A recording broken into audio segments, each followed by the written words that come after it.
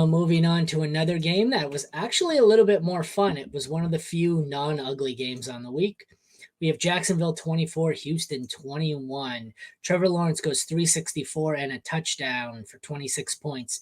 CJ Stroud goes 304 and 2. Also had a rushing touchdown, 6 for 47. He was awesome. And so was Lawrence. Well, I guess Lawrence was good. I wouldn't say he was awesome. Both running backs were pretty damn good.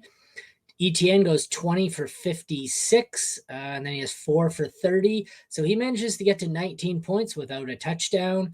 Dearness Johnson, I know ETN left for a little bit of this, and Dearness Johnson got a pretty decent workload. I thought he looked all right. 7 carries, 19 yards. I know I put him in my waiver column.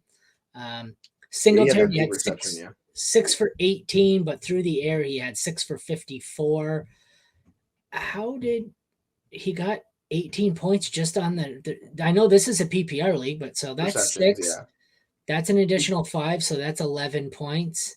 Ton of receptions. 9, 10. It was awesome. What did he get? He got bonus? Oh, there's stack bonuses here. You're in this league, I think, aren't you? No, I'm not, but that's pretty cool. There's a bonus for 1 catch, 5 catches. Dope. Oh, that must be it. It must be tiered catches. I was like, how did he get 18 points out of that? But funky scoring, apparently. Dameon Pierce does nothing. He got equal carries, but did equally bad, but he got nothing in the passing game. So Dameon Pierce appears to have run his ground. Run his course. I don't know. I don't know what the saying is, but I just butchered it. I didn't know what he said. I was like, I got nothing. I don't know. Here, I'm going to pull this comment really quick. No idea. Don't know what I was trying to say, but Dameon Pierce sucks. That's what the moral of the story was. Yes, he is. Calvin Ridley goes 5 for 89 and 1 touchdown.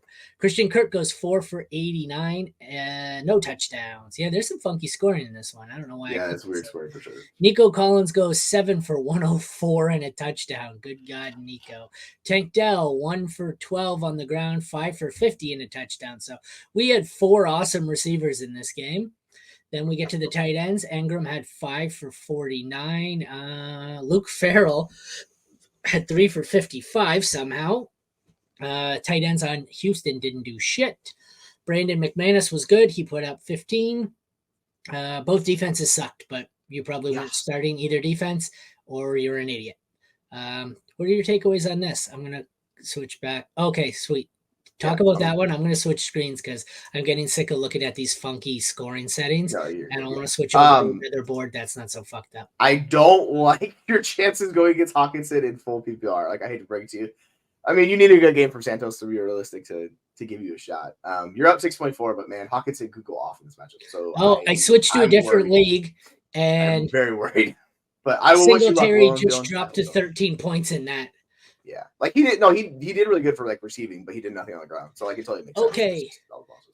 Thankfully, I'm up 6.4 points in my matchup full PPR, but my opponent still has Hawkinson. That's not good. I have Ty Chandler and Santos still left. I think Hawkinson outscores Chandler by 6.4, but I have Santos as one of my locked-in kickers in my article, which means he's all but guaranteed to put up 8 points. So I think the combination of Chandler and Santos outscores Hawkinson. Yeah, you just need Hawkinson not to go off, and that's what we're. Well, you need Hawkinson and Chandler to cancel each other out, or you need Hawkinson to not outscore Chandler by more than If he outscores him by 6, that's fine because I still think Santos wins. He needs to stay out of the end zone, basically. Like you need no end zone touchdown. Like that's what it is. Yeah. Right. Dude, this sucks. Sorry, Nino. I've been there. I played the wrong defense. You should listen to Aaron. He's like 21-24 on his defenses. So start following his streaming advice. Yeah, he's killing it with defense. Which defense did you play? Oh, I hope he didn't listen. He played the one I got wrong in the last 6 weeks. I had New Orleans this week, and they were my first miss since week 7 or 8. So he probably played New Orleans. Right. But yeah, I'll hit these teams real quick. Yeah, so Lawrence, I know people were so down on him going in interesting. 1 sec. I mean, let me look at that. Where'd the Lions play here? Thursday? Right? Are the Lions drop? I don't know who they're playing this week. I need to check. 1 sec. Can you answer this question? I have something coming through. 1 sec. The Lions one? Yeah. So for me, it's all matchup dependent. So I'm gonna look at a different screen because I want to get something really fast to answer that, and then I'll get back to you. Like it's each team's matchup dependent. The Lions defense has not been very good this year, and they have New Orleans, so it's not the best matchup in the world. I would be a little bit worried. If Baltimore's matchup is good, then yeah, I would prefer Baltimore because their defense has just been better. I'm back. I got one of those important phone calls in the middle of my show to let me know that the IRS has has seized all my assets, and that would probably not be a spam call, and I would maybe believe it if it wasn't for the fact that I'm Canadian and I don't pay the IRS anything. So I don't care. We don't have the IRS in Canada, so cute. Yeah. All right, sorry. I'm looking at the matchups here for the Lions defense. Saints, Bears, Broncos, Vikings, Cowboys. So I don't want to be playing them should you make it to the championship. Yeah, they have the Ravens defense. Saints, Bears, Broncos. The Saints are a medium matchup. The Bears are a good matchup. Broncos are an improving matchup, and so are the Vikings. If you can find a better option, the Lions are droppable. Is my answer. They've been one of the worst like fantasy defenses in the league. So yeah.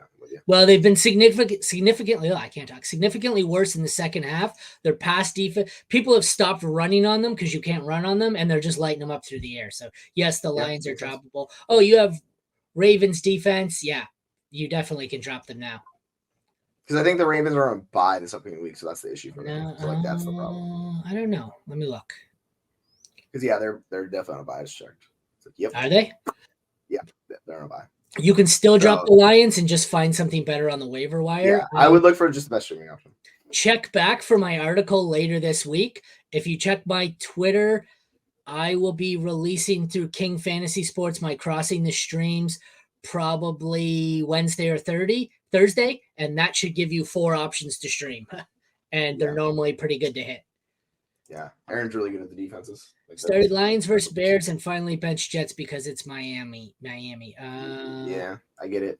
Yeah, they did. Yeah, like it's they actually did pretty well the Jets matchup, so I get it. But yeah, I started. Those were 2 of my defenses. I had the Jets and the Dolphins DST, and both of them were actually hits because the Jets wasn't one of the. They both had a defensive touchdown. I think that saved them. So.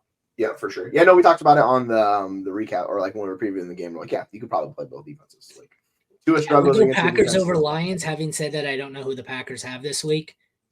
Yeah, we'll figure it out. Sorry. The Packers have KC. Oh no, I would not.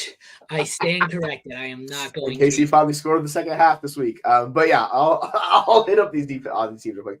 So yeah.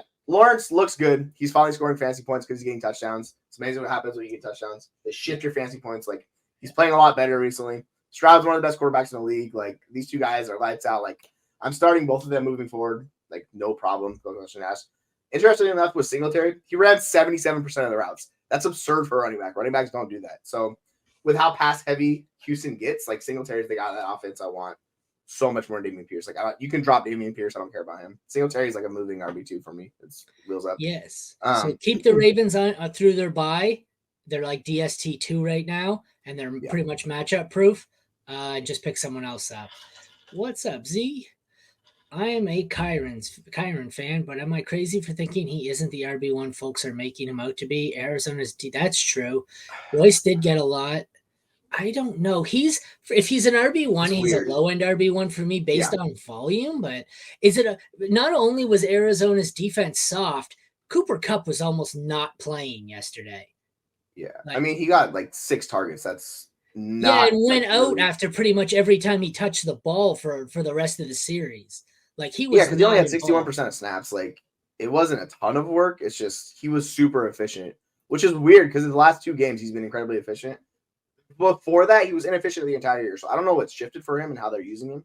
But yeah, like I think Z makes a good point. Like he's not a high-end RB1, but he's a guy you're comfortable starting in your lineup. Yeah, I don't know if I have him as an RB1. I probably have him. I have him top 15. He's somewhere in between 10 and 15, so he might sneak into the RB1 for me. But I don't know. I don't love that offense. So let me look at this. Yeah, like.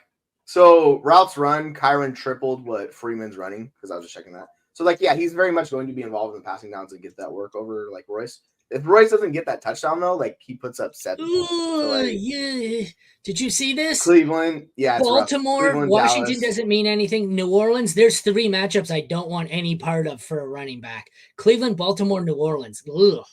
That's rough. No, thank you. He can get there with receiving work. Yeah, I'm not playing Royce like that. Just Sell high on Kyron is the moral of the story. If you can, yeah, like it's such a weird thing. Him like